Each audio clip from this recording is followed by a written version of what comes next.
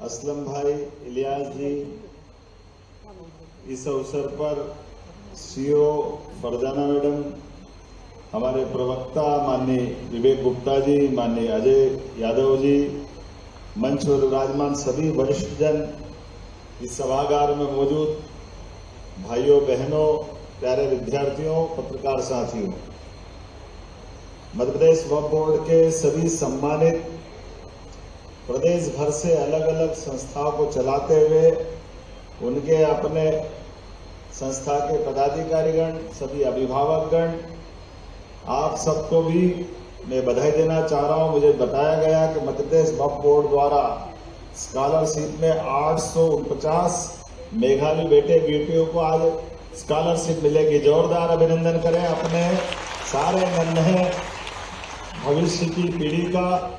आप सबको मैं बधाई देता हूं। और स्कॉलरशिप वास्तव में ये केवल आर्थिक सहायता नहीं है, इसके भरोसे से आप भविष्य की एक लंबी छलांग लगाने के लिए, अपने भविष्य के सपनों को साकार करने के लिए शिक्षा के माध्यम से अपने जीवन के अंदर भविष्य में डॉक्टर, वकील, इंजीनियर और अलग अलग क्षेत्रों में आगे बढ़ने के लिए आपको सरकार की थोड़ी मदद है। मैं आप सबको बधाई देना चाहता हूं, आपका अभिनंदन करना चाहता हूं। सच में शिक्षा केवल डिग्री प्राप्त करने का साधन नहीं है। हमारे कितना लंबा रसखान का, रहीम का कितना अलग अलग प्रकार का रिकॉर्ड है, इतिहास, और उनकी रचनाओं के माध्यम से हम सदैव अपने देश के अंदर की अच्छी बातों को, जैसे वर्तमान का जल संकट चल रहा है और जल संकट के लिए जल से जोड़ करके रहीम खान जी ने क्या कहा है, रहीमन पानी राखिए बिन पानी सब सून, पानी गए न उबरे मोती मानस चून। पानी की क्या कल्पना की? पानी की कल्पना किए जल ही जीवन है, जल का संरक्षण ये करना चाहिए। लेकिन सच में पानी को कहां कहां देखा? पानी को मोती पे देखा।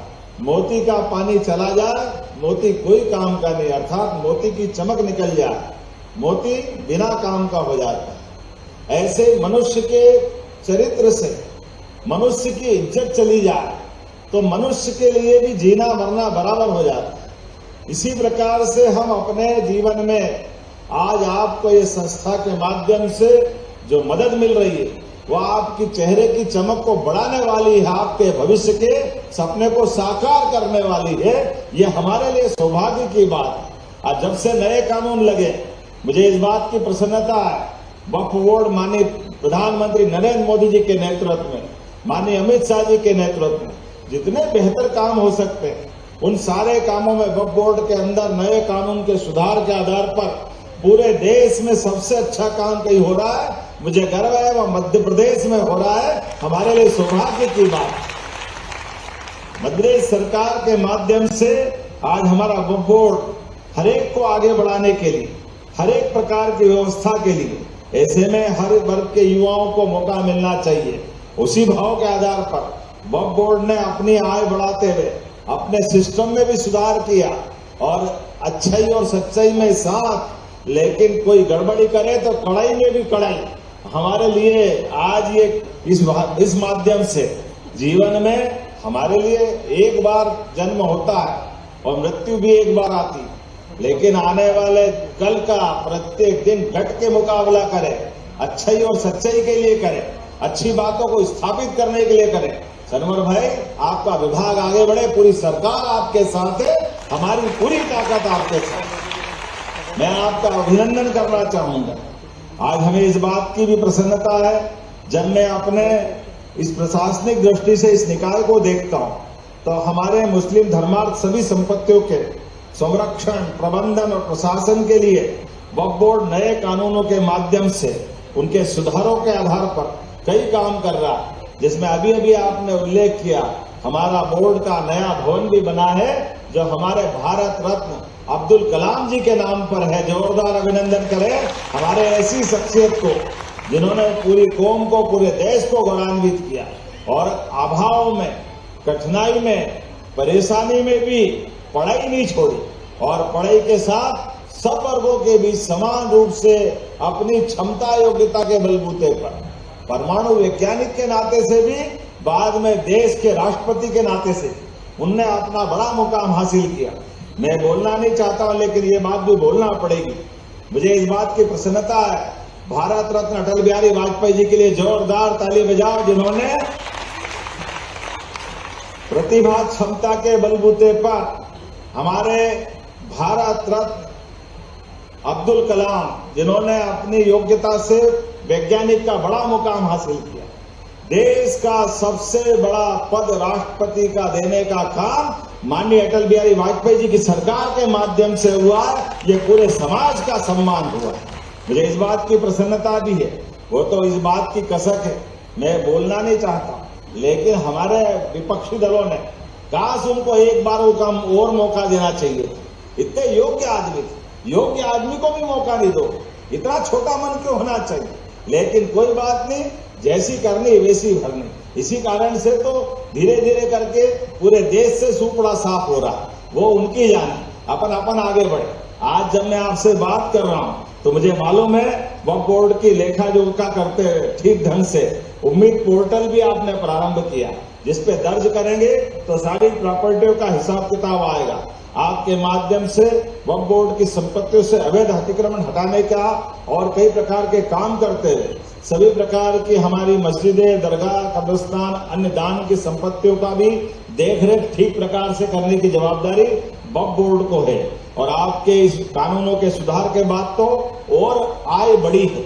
ऐसे में जब हम आगे जाकर के अपने इस आय को बढ़ाते हुए भविष्य के अंदर ऐसे दागदार माफियाओं से आपको मुकाबला करके समाज के हित में उनकी धनराशि सरकार के माध्यम से मदद लेकर के हमारे गरीब बच्चों के लिए लगाइए, इनको पढ़ाओ लिखाओ आगे बढ़ाओ, सरकार आपके साथ खड़ी। किसी प्रकार के कोई कष्ट नहीं आने दें। हमारा प्रयास है सरकार के साथ। आपने कहा कि हमारा अभी जितना हम दे रहे हैं आप आगे बढ़ो, उतना ही हम भी देते जाएंगे सरकार के माध्यम से। हमको कोई परेशानी नहीं। हमारे अपने राज्य के अंदर आज बदलते दौर में कितना अच्छा लगता है। मैं तो धन्यवाद देना चाहूंगा हमारे इस भारत के अंदर आजादी के बाद ये इतिहास भी बना। वो अंसारी जी को मैं याद करना चाहूंगा, जिन्होंने बातों के बलबूते पर कहा था कि मैं कोर्ट में जाऊंगा, लेकिन सुप्रीम कोर्ट से निर्णय हो गया तो अयोध्या में मंदिर के भूमि पूजन में भी, लोकार्पण पे भी बगैर संकोच वो उपस्थित रहे। इसलिए आज पूरा देश अपने हमारे उस भाव को समझता है जो रहीम और रस्तान की संस्कृति से आता है। अगर इस भारत के हम लोग आपस में हिलमिल के रहते, आनंद के साथ रहते, हमारे मसले हम हल करते और कानून पे भरोसा करते, इससे अच्छी क्या बात हो सकती? इसी बात की तो गुंजाइश है। आज हम और आप मिलकर के दुनिया के सामने भारत एक आदर्श रूप में आ रहा और इतना अच्छा लगता है कि मुझे मालूम है अभी थोड़े दिन पहले जम्मू कश्मीर के अंदर भी जब कुछ दरिंदे बगल के देश से आए थे तो हमारे कश्मीर के लोगों ने पकड़कर सेना के हवाले कर दिया। ये समय तो चाहिए सही। जोरदार अभिनंदन करें उन सारे बहादुरों का। हमारे लिए 71 के युद्ध में भी हमीद भाई ने अपनी जान की बाजी लगा करके वो पैटर्न टैंक को तोड़ने का काम किया था। देश पे जब भी देश की आन बान शान पे मौका आता है, हमारे ऐसे नौजवानों को याद किया जाता है। आज के समय में इस बात की और आवश्यकता है, जब दुनिया के सामने भारत की ताकत बढ़ रही है, भारत एक अलग रूप में जा रहा है, ऐसे में हम सब मिलकर के हिंदुस्तान को और आगे बढ़ाएं। मेरी अपनी ओर से इस पूरे कार्यक्रम के लिए आपको बहुत बहुत बधाई। भारत माता की